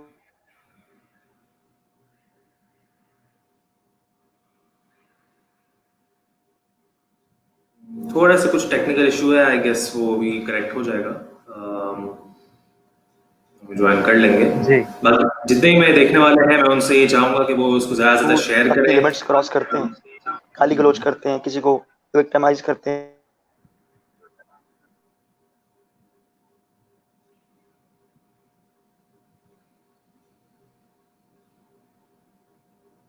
बड़ा इम्पोर्टेंट क्वेश्चन था और बड़ा ही इम्पोर्टेंट एक जॉब की तरफ वो काफी थोड़ा सा नेट का इशू उनकी तरफ से हो गया, वो इंशाल्लाह ठीक हो जाएगा थोड़ा देर। सॉरी वो डिस्कनेक्ट हो गया था। आवाज आ रही है आप लोग? जी जी, अब आ रही है, अब इट्स क्लियर नाउ। आवाज आ रही है? जी जी, आ रही है, जी Hearing जी, me? Please continue. जी जी जी, अब प्लीज आ रही है कंटिन्यू। आपकी आवाज। मैं ये जी कह रहा था कि जो भी अपनी अपनी लिमिट्स को क्रॉस करता है, जो बुरा भला बोलता है, और जो बिलो द बेल्ट बात करता है, इट्स नॉट राइट। हमें कोई हक नहीं है किसी की बिला वजह किरदार कशी करने का। मैं तो शुरू से इसके खिलाफ रहा हूं। हमें फैक्ट्स एंड फिगर्स पे बात करनी चाहिए, लॉजिक के साथ बात करनी चाहिए। और मैं तो इस पे भी गुस्से होता हूं कि मेरी तस्वीर लगाई, मिसाल दे रहा हूं, और नीचे लिख दिया इसने 10 करोड़ रुपए खाए। विदाउट प्रूफ आप किसी की पोस्ट को भी आगे ना बढ़ाएं। एज अ मुस्लिम भी हमारी जिम्मेदारी है, और हमारा एज अ पाकिस्तानी भी हमारी एथिकल ये जिम्मेदारी है। इस्लामी तौर पे भी हम पे ये बनता है कि हम बगैर तस्दीक के आगे चीजें ना फैलाएं। अगर जो लोग भी करते हैं, चाहे वो मेरी पीटीआई से ही क्यों हैं या किसी भी जमात से हैं, वो गलत है, और इसकी मैं पुरजोर मजम्मत करता हूं। देखें, आज मैंने आपको बोला ना कि कोई मेरी तस्वीर लगा दे, नीचे लिख दें कि इसने फला फला काम किया, और लोग बगैर तस्दीक के गाली गलौज शुरू कर दें और आगे फैलाना शुरू कर दें। इसी तरह अगर नून लीग के साथ या एमक्यूएम के साथ या किसी के साथ भी होता है, वो गलत है, वो नहीं होना चाहिए। मैं इसकी पुरजोर मजम्मत करता हूँ, और हमें इखलाकी जिम्मेदारी का सबूत देना चाहिए। इस तरह किसी की किरदार कशी नहीं करनी चाहिए। जी बिल्कुल, बिल्कुल ये दुरुस्त कह रहे हैं शहजाद भाई, जिस तरह से आपने बिल्कुल खूब कहा कि किया कोई भी बगैर तस्दीक शुदा खबर जो है उसको आगे पहुंचाना, ये भी एक शरई तकाज़ों के मुताबिक बहुत अजीब सा एक मामला है। और इस पर तो काफ़ी वईद भी है और काफ़ी तंबीहात भी हैं। अगर सूरतुल हुजुरात का दूसरा रुकू हम पढ़ें तो एक पूरी वजाहत है उसमें, उसकी अगर हम तफसीर पढ़ें पूरी वजाहत है। तो मैं बिल्कुल आपकी इस बात से इत्तेफाक करता हूँ कि हमें निजी मामलात पर किसी के बहस नहीं करनी चाहिए। और खान और साहब तो शुरू से ये बात कहते हैं कि फैक्ट्स एंड फिगर पे बात करनी चाहिए। जी हारिस भाई, क्या कहना चाहेंगे? मैं खास तौर पे शुक्रिया अदा करना चाहूंगा शहजाद भाई का कि उन्होंने इस बड़े ही इम्पोर्टेंट और सेंसिटिव सवाल का बड़ा जो है वो एक मैं कह सकता हूँ बहुत बहुत ही मतलब मैं क्या वर्ड डिफाइन करूँ कि ये एक सवाल एड्रेस करना बहुत जरूरी था। बहुत से लोगों ने क्योंकि मुझसे ये पूछा, तो मैंने ये जरूरी समझा कि मैं आपके सामने रखूं, और आप इसको एड्रेस करो। लेकिन आपने इसको बहुत ही जबरदस्त अंदाज में इसका जवाब दिया, क्लियर किया हमारे माइंड्स को, इस कंफ्यूजन को, जो कि बहुत जरूरी था। आई गेस वो कुछ टेक्निकल इशू की साइड से दोबारा हुआ है, वो हमें शॉर्टली ज्वाइन कर लेंगे। तो शाहज़ाद भाई, आप क्या समझते हैं आज के सेशन के हवाले से? ये जितनी भी डिस्कशन हुई और जितना भी अभी हमने डिबेट की है, तो उसका क्या आप समझते हैं आउटकम निकला होगा? क्या हमारे नाज़रीन तक बात पहुंची होगी? आप इस पर क्या अपना मजीद पॉइंट ऐड करना चाहेंगे? प्लीज थोड़ा सा हमें बताइए। जी देखें, हमारे प्रोग्राम करने का मकसद भी यही है, और हमारे सेगमेंट का नाम भी चूंकि हमारे खिदमतगार से है। और हम ये समझते हैं कि माशरे के अंदर जो पहले इतनी नफरतें फैल चुकी हैं और इतने अज़बियत के मामलात परवान चढ़ चुके हैं, जिसके बाद बहुत सारे लोगों की किरदार कशी भी होती है और बहुत सारे तबकात के ऊपर भी उंगलियां उठती हैं। तो हम चाहते हैं कि इससे बालातर होकर लोग सोचें और इससे बाहर आकर लोग सोचें, और उन तमाम तर जहनों की नफी होनी चाहिए जो इन तमाम तर मामलात को परवान चढ़ाने की बात करते हैं और इन तमाम तर चीज़ों पर नफी की बात करते हैं। तो इन तमाम तर मामले पर नफी की बात करते हैं। तो हमें ये चाहिए कि मस्बत पहलू पर बात करें, पॉजिटिविटी फैलाएं, और जिस तरह से शहजाद कुरैशी भाई खूब फरमा रहे थे कि हमें किसी की किरदार कशी नहीं करनी चाहिए। अगर हम उससे इख्तिलाफ रखते हैं तो एविडेंस और फैक्ट्स की बुनियाद पे करें, और उसके सामने दलाइल रखें, उससे आर्ग्यूमेंट करें, ऑन बोर्ड लें, बैठकर मामलात हल करें, बजाय इसके कि एक बात अगर आपने सुनी है तो वो आगे पहुंचा दें। तो इसके हवाले से ये बहुत गलत बात है, और इस पर तो हमें शरीयत ने भी मना किया है। मैं जिस तरह से बता रहा था सूरतुल हुजुरात का दूसरा रुकू आज ही मुझे पढ़ने का इत्तेफाक को तफसीर से, तो उसमें यही इत्तेफाक के तौर पर मुझे ये बात याद आई आपकी गुफ्तगू से। तो यही एक तफसीर है कि अगर आपके पास कोई खबर पहुंचे तो बगैर तस्दीक करके उससे आगे ना पहुंचाएं। तो हमें तो बिल्कुल वजाहत के साथ हमारी शरीयत ने भी समझा दिया, हमारे अखलाकियात भी, और यकीनन तमाम मज़ाहिब के अखलाकियात यही है कि वो बगैर तस्दीक शुदा चीज़ों को आगे नहीं पहुंचाना चाहिए। तो हमें पॉजिटिविटी पे बात करनी चाहिए, और हमारा मकसद भी यही है कि हम तमाम तरह पॉजिटिव पहलुओं पे बात करें। और मैं चाहूंगा कि अब आप देखें ज़रा शहजाद कुरैशी भाई का जो भी टेक्निकल मसला है इंटरनेट के हवाले से, उसको थोड़ा सा रिजॉल्व करने की कोशिश करें। ताकि जो दीगर सवालात हैं, और अब चूंकि 45 मिनट का दौरानिया हो चुका है प्रोग्राम का, और हम चाहेंगे कि लास्ट कमेंट उनका शामिल करें नौजवानों के हवाले से जो वो मौक़िफ़ रखते हैं, और एक उनकी जानिब से, उनकी आला क़यादत की जानिब से शुरू से एक नारा जो तब्दीली के नाम से लगा और फिर नौजवानों के बिहाफ़ पे लगा, तो मैं चाहूँगा कि उन तमाम तर मामलात पर वो बात करें, नौजवानों को पैगाम दें, और जिस तरह से समाजी काम कर रहे हैं, फलाही काम कर रहे हैं, उसमें नौजवानों की किन खिदमात की ज़रूरत है, कहाँ उन पर उनको ज़रूरत है, हम चाहेंगे कि वो नौजवानों तक बात पहुँचे। चूँकि अमूमन ये देखा जाता है कि हमारे माशरों के अंदर जो एक तफ़रीक पाई गई है शुरू से, कि जी लोग ये समझते हैं कि शायद आम लोगों की एक्सेस वहाँ तक नहीं है एमएनए, एमपीए तक, तो हम ये चाहते हैं कि इस प्लेटफ़ॉर्म के तहत उस ब्रिज का किरदार अदा करें, और वो जो कम्युनिकेशन गैप है, उसे हम दूर करने की कोशिश करें। और हमारे प्रोग्राम करने का भी यही मकसद है। जब भी इन तमाम तर मामलात पर हमारी बात होती थी, हारिस के साथ भी जब मेरी बात होती थी, तो हम इसी चीज़ पर बात करते थे कि उस तमाम तर सोच की नफ़ी हो जो नेगेटिव बात करते हैं, जो बगैर सबूत के बात करते हैं, जो बगैर दलाइल के बात करते हैं। तो हमारा मकसद भी ये है कि हम दलाइल के साथ गुफ्तगू करें, खूबसूरत गुफ्तगू करें, अखलाकियात को मलहूज़ खातिर रखते हुए गुफ्तगू कर रहे हैं, अखलाकियात के दामन, अखलाकियात के दायरे से बाहर ना जाएं, एक दायरा, एक बाउंड्री तय करें, और उस बाउंड्री के अंदर रहते हुए हम गुफ्त-व-शनीद करें, हम डायलॉग्स करें। ये हमारे ही लोग हैं, हमारे खिदमतगार हैं, और जिस तरह से और यकीनन ये अकेले कुछ नहीं कर सकते, हमारी खिदमत इन्हें हासिल होंगी। तो हम ज़रूर इनके साथ शाना बशाना खड़े हैं, और खान साहब का जो शुरू से विज़न है कि वो यूथ को हमेशा से ऑन बोर्ड लेते हैं और यूथ से मुखातिब होते हैं। तो शहजाद कुरैशी साहब, आप सुन सकते हैं मुझे?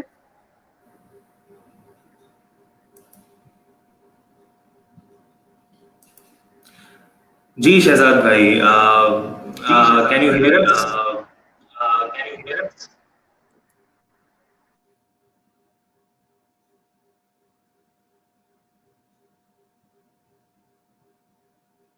रिजॉइन उन्होंने हमें ज़रूर कर लिया, लेकिन कुछ आई गेस इश्यूज हैं, वो मैं सॉर्ट आउट करने की कोशिश करता हूँ।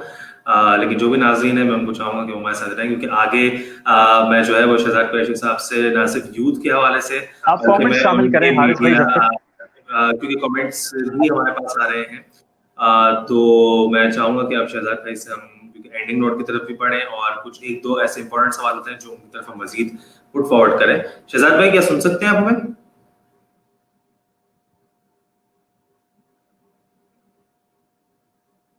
हेलो।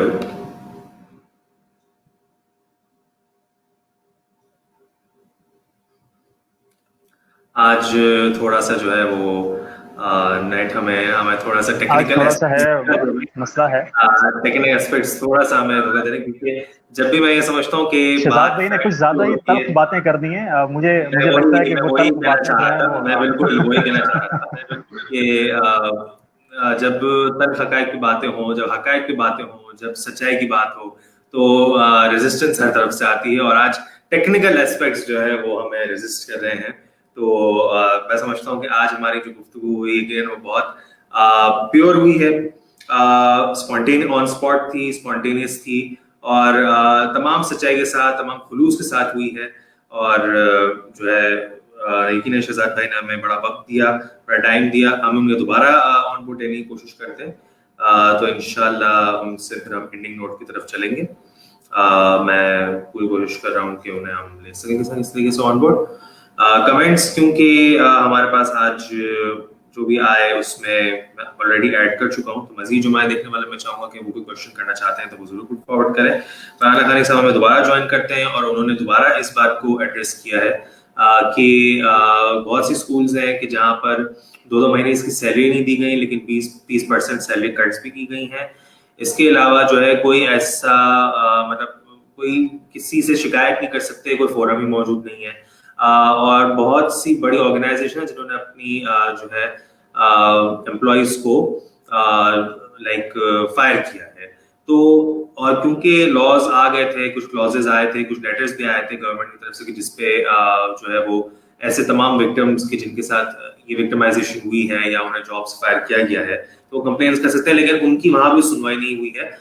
तो इसमें पीटीआई बतौर अपोजिशन जमात ने कितना अपना रोल अदा किया, नहीं किया, वो भी मैं अब शहजाद भाई से जानना चाहूंगा जैसे ही वो हमें ज्वाइन करते हैं। आप क्या समझते हैं शाजिब भाई कि जितना भी जो ऑर्गेनाइजेशंस हैं ये जिस तरीके का एक बिहेवियर उन्होंने रखा है, क्योंकि सारे ऑर्गेनाइजेशंस को भी बहुत से फाइनेंशियल चैलेंजेस का सामना रहा है, लेकिन जिस तरीके से उन्होंने मुकम्मल तौर पर जान छुड़ाई है, या एम्प्लॉयज को फायर किया है, या खासतौर पर टीचिंग प्रोफेशन में जो है वो टीचर्स को सैलरीज कट डाउन, उनकी सैलरीज कट डाउन कर दी गई हैं, या जो है उन्हें सैलरीज नहीं दी जाए, तो क्या ये दुरुस्त अमल है? ये किस तरफ हम जा रहे हैं? ये क्या मैं इस पे क्या कह सकता हूँ, उस पर आप कमेंट कीजिए प्लीज। जी बिल्कुल, आपका सवाल बहुत वैलिड है। मैं बस ये बताना चाहूँगा कि जिस तरह से आपने कहा कि एक निशानदेही की और जिस तरह से स्कूल के मामलात पर बात करने की कोशिश की, तो मैं ये कहूँगा कि देखें, हुकूमत वक्त की जानिब से जिस तरह से एक तजस्सुस का मामला रहा तमाम तरह स्टूडेंट्स के लिए, और एक गहमा गहमी नज़र आई, और आज भी सिंध हुकूमत की जानिब से सईद गनी साहब की एक प्रेस कॉन्फ्रेंस हमने सुनी, और सईद गनी साहब की जानिब से भी कुछ मौक़िफ़ क्लियर हुए कि 8वीं तक जो बच्चे हैं उनके इम्तिहानात नहीं होंगे, वो प्रमोट हो जाएंगे, जबकि जो 9वीं 10वीं और 11वीं 12वीं के हवाले से उन्होंने बात की, वो ये बात की कि वो वफाकी नुमाइंदों के साथ मुशावरत के बाद इस पर फैसला करेंगे। तो मैं ये समझता हूँ कि देखें, जब कमेटीज़ में फैसला ना हो, जब इजलास में आप तमाम तर चीज़ों को खुलकर सामने ना रख सकें, जब बच्चों में गहमा गहमी की सूरत हाल हो, तो फिर आपको पता है कि अपर मैनेजमेंट के लोग भी इससे फ़ायदा उठाते हैं। और चूंकि जिस प्रोफेशन की आपने बात की, जिस नोबल प्रोफेशन की आपने बात की, टीचिंग के हवाले से, वहाँ पर जिस तरह के मसाइल का सामना है, हमने बारहा देखा कि मुख्तलिफ शोबों से ताल्लुक़ रखने वाले लोग एहतजाज करते हुए नजर आए, लेकिन बिलखुसूस हमने ये देखा कि लॉकडाउन के अलावा भी टीचर्स जो है वो प्रेस क्लब पर हमें नजर आए कि उन्होंने मुख्तलिफ नौयत के एहतजाज किए और मुख्तलिफ मुतालबात थे। तो मैं ये समझता हूँ कि ये एक शुरू से एक मसला है और ये एक बड़ा संगीन मसला है, इस पर हमें बैठ कर बात करनी चाहिए।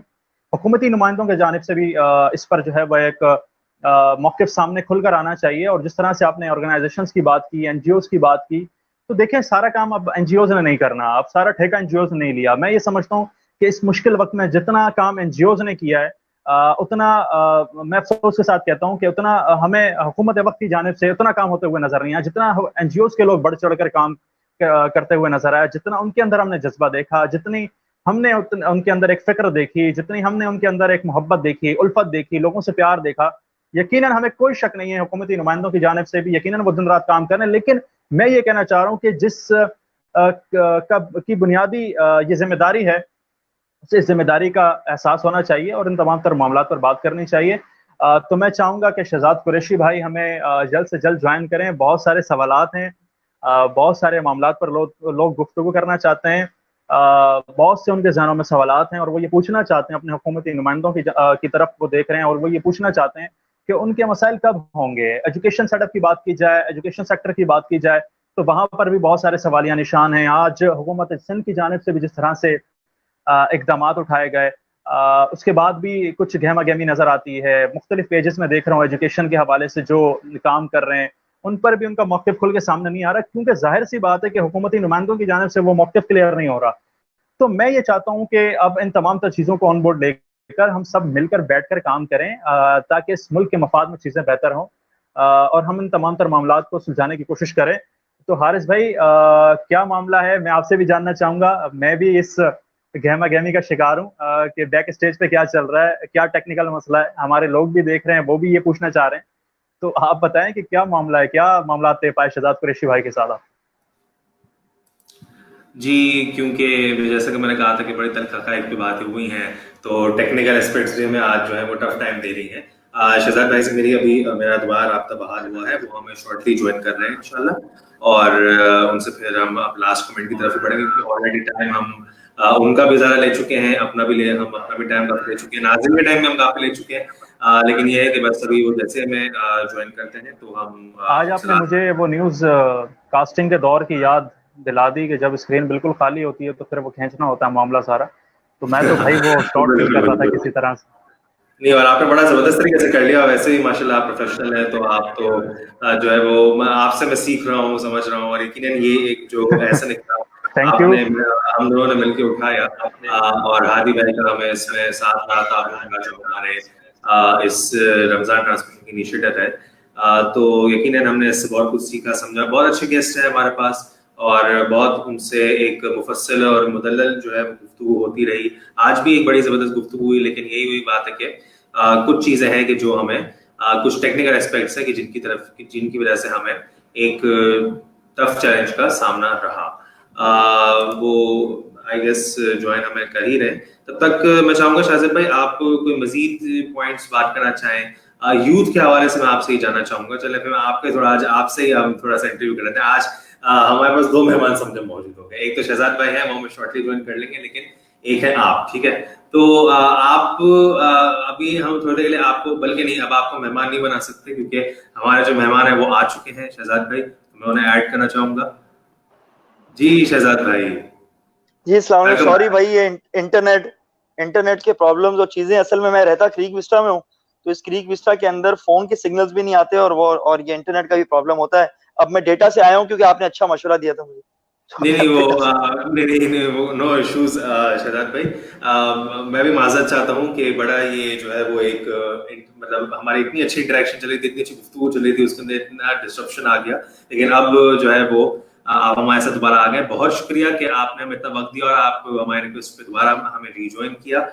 कुछ सवाल थे जो रह गए थे, और क्योंकि इतना टाइम आपका ऑलरेडी ले चुके हैं, तो अब लास्ट नोट्स की जानिब मैं जानवी पढ़ूंगा, क्योंकि हम सियासत के हवाले से तो बहुत बात कर चुके हैं अभी अपने शोबे, लेकिन आपका सहाफत के शोबे से भी एक बड़ा गहरा ताल्लुक रहा है और माशाल्लाह से है आपका अब तक ताल्लुक। तो सहाफत के शोबे के हवाले से मैं आपसे 2 क्वेश्चंस बेसिकली पूछना चाहूंगा कि अभी क्योंकि रिसेंटली कुछ ऐसी डेवलपमेंट्स हुई कि जिसमें सहाफत के शोबे के ऊपर काफी सवाल उठाए गए, सही उठाए गए, गलत उठाए गए, ये तो अब आप जब एड्रेस करेंगे तो आप उसे बेहतर तरीके से हमें बता सकेंगे।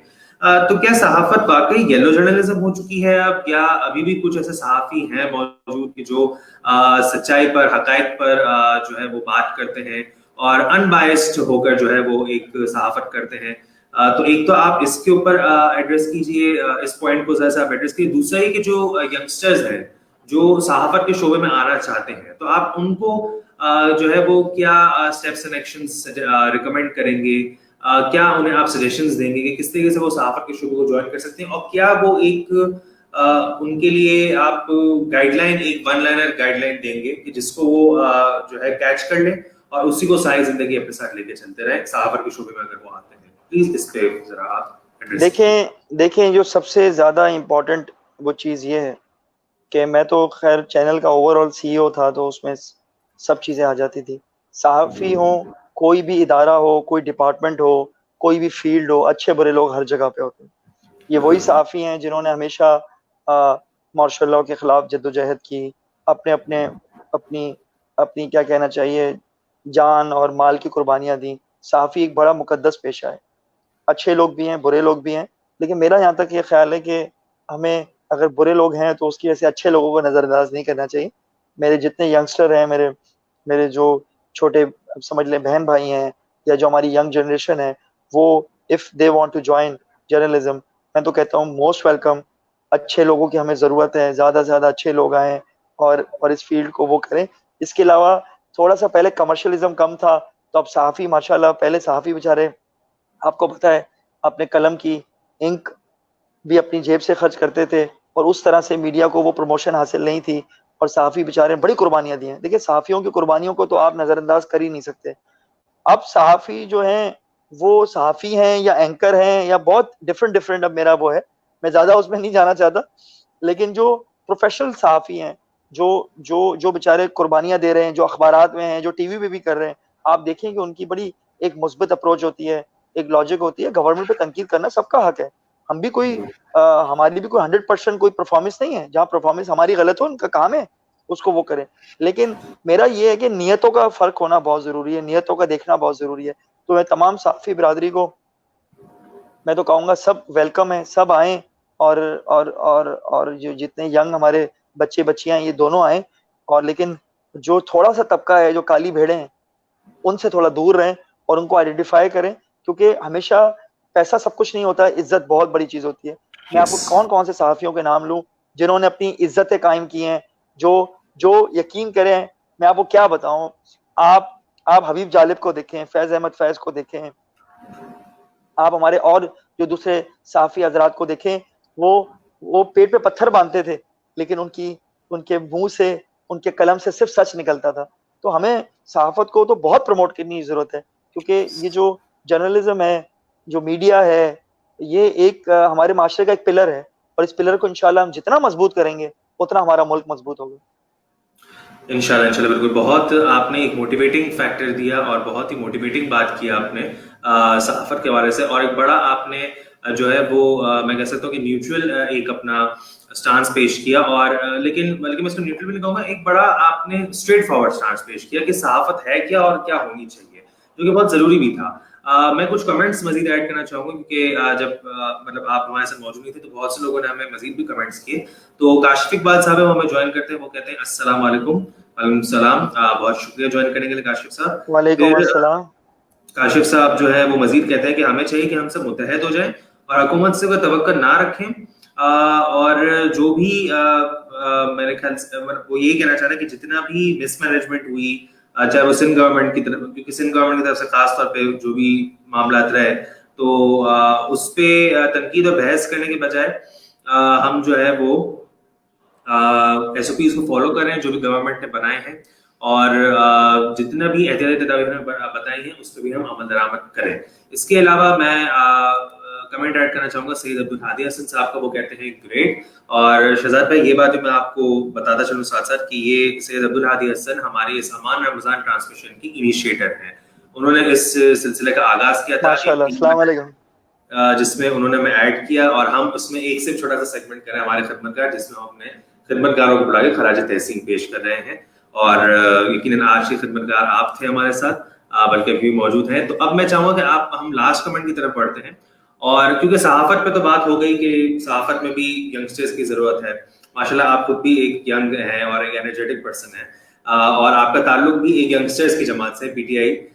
तो मैं आपसे अब ये एक नोट लेना चाहूंगा कि जितने भी यंगस्टर्स इस वक्त देख रहे हैं जो सियासत में आना चाहते हैं, जो कि सियासत को शायद स्टीरियोटाइप कर देते हैं कि सियासत एक बेहतर शोबा, मतलब एक बेहतर फील्ड नहीं है, या सियासत में नहीं आना चाहिए, तो उनको आप क्या कहना चाहेंगे, और क्या PTI के दरवाजे उनके लिए खुले हैं, क्या अपॉर्चुनिटीज हैं, उसके बारे में आप जरा कमेंट कीजिए प्लीज।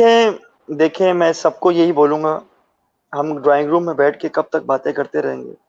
अच्छे लोगों की हमेशा ज़रूरत होती है, यंगस्टर, ईमानदार, आम आवाम, आम पब्लिक। मैं आम आदमी हूँ, मैं एक मिडिल क्लास तबके से ताल्लुक़ रखता हूँ। मैं आम आदमी हूँ जो आपकी तरह किसी भी फ्यूडल लॉर्ड या किसी जागीरदार या किसी चौधरी का बेटा नहीं हूँ। आप सब के सब जो हमारे मिडिल क्लास तबका है, जो भी पढ़ा लिखा तबका है, लोअर मिडिल क्लास है, सबको आना चाहिए। सियासत को हमने गाली बना दिया है, खुदा की कसम ये गाली नहीं है। मुझे तो नहीं पता कि करप्शन कैसे होती है, कहाँ से पैसे खाए जाते हैं, कहाँ से मुझे जुगाड़े लगानी पड़ेंगी। आज भी मैं जहाँ मेरा दिल चाहता है मैं चला जाता हूँ, मुझे तो किसी प्रोटोकॉल की जरूरत नहीं पड़ती है। जो मेरा दिल चाहता है मैं करता हूँ, जैसे वही अपनी रूटीन है। बस ये है कि थोड़ा फैमिली को कम टाइम हो जाता है, लेकिन आप यकीन करें अगर आप इसको भी ईमानदारी से करें तो ये भी एक इबादत बन जाती है। और जो सियासत को इतना बदनाम किया गया है, सियासत पे इतना वो किया है, इसमें मैं ये नहीं कह रहा कि पॉलिटिशियन दूध के धुले हुए होते हैं, वो गंदे लोग कैसे जाएंगे जब अच्छे लोग आएंगे। तो मेरा तो ये है कि इसको अच्छे लोग आगे आए और इसकी कमान संभालें। बहुत टैलेंटेड आवाम है, ये नौजवान बड़ा टैलेंटेड है और एजुकेटेड है और जानता है कि सियासत कैसे करनी है और इश्यूज को कैसे हाईलाइट करना है। मुझसे करोड़ों लाखों लोग अच्छे लोग हैं, मैं तो कुछ भी नहीं हूँ, आई एम नथिंग। मुझसे ज्यादा पढ़े लिखे लोग हैं, मुझसे ज्यादा इंटेलेक्चुअल हैं, मुझसे अच्छा बोलने वाले लोग हैं, मुझसे अच्छा दर्द रखने वाले लोग हैं, ईमानदार हैं, ऑनेस्ट हैं। वो लोग अगर आगे आएंगे, आप देखिएगा हमारा मुल्क इंशाल्लाह कैसे आगे जाता है। इंशाल्लाह इंशाल्लाह, बिल्कुल आपने बड़ी ज़बरदस्त बात की, और जैसे कि आप सहाफत के हवाले से एक मोटिवेशन थी यंगस्टर्स को, इस तरीके से सियासत के हवाले से भी थी, और ये दोनों ही शोबे नो डाउट बहुत रिस्पेक्टेबल है। और वही आपकी बात कि इसमें अच्छे लोग आगे आएंगे तो ही काली भेड़ें हटेंगी और अच्छे लोग जो है वो आगे कमान को संभालेंगे। मैं चाहूंगा शाहज़ेब भाई आप जो है कोई लास्ट सवाल करना चाहें तो जरूर कीजिए शहजाद भाई से, और फिर लास्ट कमेंट आप भी दीजिए ताकि फिर हम सेशन के एंड की जानब बढ़ सकें। जी, मैं अपना लास्ट कमेंट शामिल करना चाहूँगा और मैं शहजाद कुरैशी भाई को मुबारकबाद पेश करना चाहूँगा कि जिस तरह से इन्होंने अपने ख्यालात का इजहार किया, मुझे बड़ी खुशी हुई। और मैं ये समझता हूँ कि अब भी सियासत में ऐसी बात नहीं है कि सारे बुरे लोग हैं, शहजाद कुरैशी जैसे भी अच्छे लोग मौजूद हैं। और मैं उम्मीद रखता हूँ कि इंशाल्लाह हमारा मुस्तकबिल बहुत अच्छे हाथों में है और इंशाल्लाह ये बहुत अच्छा काम करेंगे। इनकी स्पिरिट बहुत हाई है, इनके लीडर बहुत हॉनेस्ट हैं, इनका विजन बहुत क्लियर है। मैं दुआ गो हूँ। इससे पहले अच्छा आपने जर्नलिज्म की बात की, मैं ये तमाम तरह मामलात पर बात कर रहा हूँ तो मैं पॉजिटिविटी की बात कर रहा हूँ, स्प्रेड लव की बात कर रहा हूँ। इससे पहले कि कोई छाप लग जाए मुझ पर, तो मैं अपने देखने वालों से कहूंगा कि कोई छाप ना लगाएं। मैं हमदर्दी का इजहार कर रहा हूँ अपने मुल्क के लिए, अपने इस वतन के लिए, और इसमें कोई शक नहीं होना चाहिए। हम एक दूसरे को कुछ भी कह सकते हैं लेकिन गद्दार नहीं कह सकते। हमें किसी के मुहब्बल वतनी पर कोई शक नहीं होना चाहिए। सब पाकिस्तान से मोहब्बत करते हैं, सब पाकिस्तान के लिए खिदमत करना चाहते हैं। और शहजाद कुरैशी भाई को भी के लिए भी मैं दुआ गो हूँ, और अपनी जानिब से और अपने टीम की जानिब से, हारिस की जानिब से ये पेशकश करना चाहूंगा कि जनाब आपको जहां भी इन फलाई कामों में, समाजी कामों में जहां भी खिदमत दरकार होंगी, इंशाल्लाह हम पेश हैं, आपके साथ शाना बशाना खड़े रहेंगे। आप हमें लीड करें, हम इंशाल्लाह आपके साथ मिलकर काम करेंगे और इस शहर की बेहतरी, इस मुल्क की बेहतरी के लिए काम करना चाहेंगे। शहजाद भाई इंशाल्लाह ऑलवेज अवेलेबल इंशाल्लाह फॉर यू। Thank you. बिल्कुल बिल्कुल बिल्कुल, हमेशा जहां भी आपको हमारे किसी भी बहुत शुक्रिया वक्त देने के लिए शहजाद भाई, आप हमेशा हम आपके साथ खड़े रहेंगे। आपका शुक्रिया, आपने शामिल किया, आप लोगों ने बुलाया, शुक्रिया। नहीं, बहुत शुक्रिया कि आपने अपने कीमती वक्त में से टाइम दिया। और कुछ मसाइल क्योंकि टेक्निकल इश्यूज, टेक्निकल फॉल्ट्स हमारी जानिब से रहे, इसके लिए मैं माजरत भी चाहता हूँ। लेकिन मैं ये उम्मीद करता हूँ कि इंशाल्लाह ऐसी ही एक नशस्त हम दोबारा आपके साथ अरेंज करेंगे आफ्टर रमजान, और आप हमें दोबारा टाइम देंगे जिसमें हम मजीद कुछ चीजों के बारे में बात कर सकेंगे। और क्योंकि आगे मजीद हमारे भी कुछ इनिशिएटिव्स हैं, तो हम आप तक दोबारा रीच आउट करेंगे और उससे चाहेंगे कि पब्लिक तक डिलीवर करें ऑन सोशल मीडिया। बहुत शुक्रिया शहजाद भाई आपके वक्त देने का, आपके ताउन का, आपके सपोर्ट का। वालेकुम अस्सलाम। बहुत शुक्रिया, अस्सलाम वालेकुम। अल्लाह हाफ़िज़।